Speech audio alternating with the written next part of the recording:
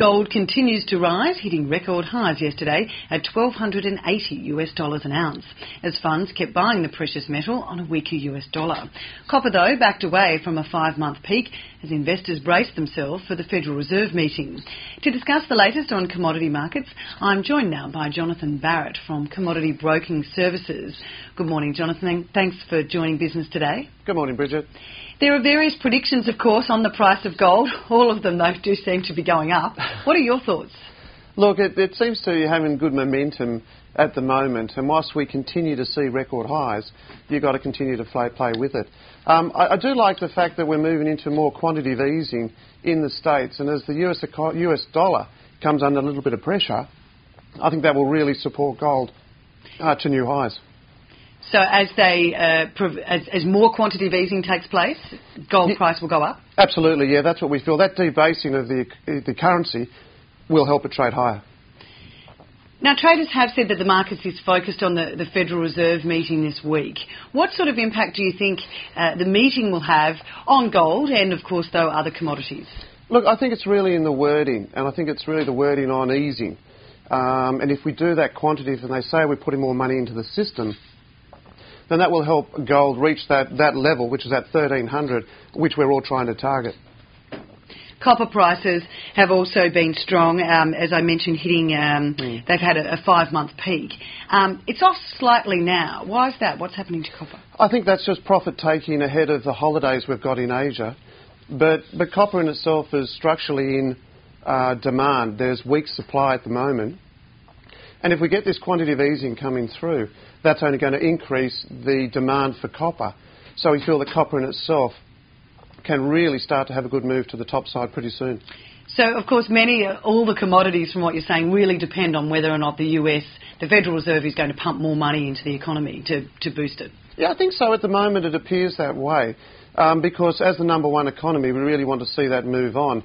And if you're hearing that they're out of the recession, they're getting more easing, and China's still going, then there are some commodities which really look better bid than others. And when you look at, say, for instance, copper, that's one particular commodity which does look good, given what we're going to see out of the US and China. But what about, could those gains be offset by any of the woes happening in Europe? Oh, it's a tricky one because Europe's economy doesn't really, it's not a powerhouse. It's a powerhouse, but it doesn't move aggressively. And I think that's one of the concerns that we see when we divide the economies into Europe, America and Asia. That number 1, 2 and 3 economies are America and Japan and China. Europe is always there. It doesn't seem to be aggressive either way. So consumption pretty much always meets supply. But when you really look at China and America, if those economies are really kicking on, then you'll find that will have more of a consequence to commodity prices.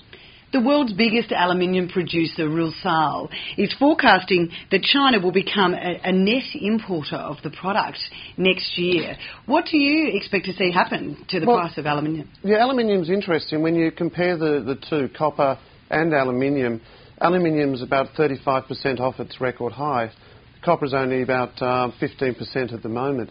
So there is a massive oversupply of copper in the market. LME inventories are close to about 4.2 million tonnes.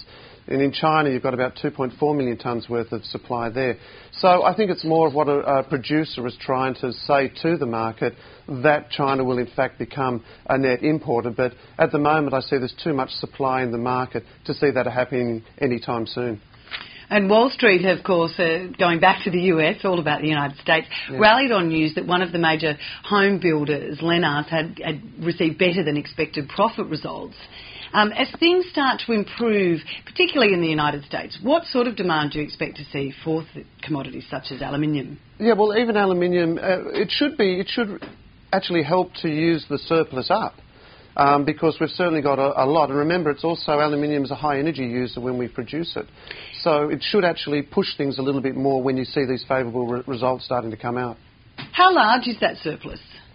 In aluminium, it's about, as I said, in inventories at the moment, and you take into consideration China, it's about 2.2 million tonnes.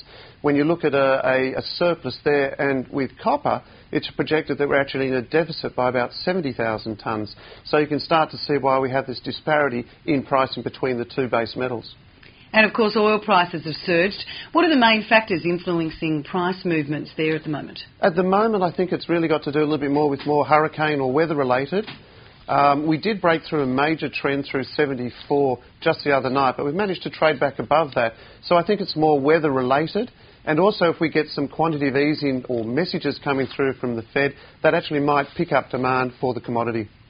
Jonathon Barratt, thanks very much for joining Business Today. Thanks, Bridget.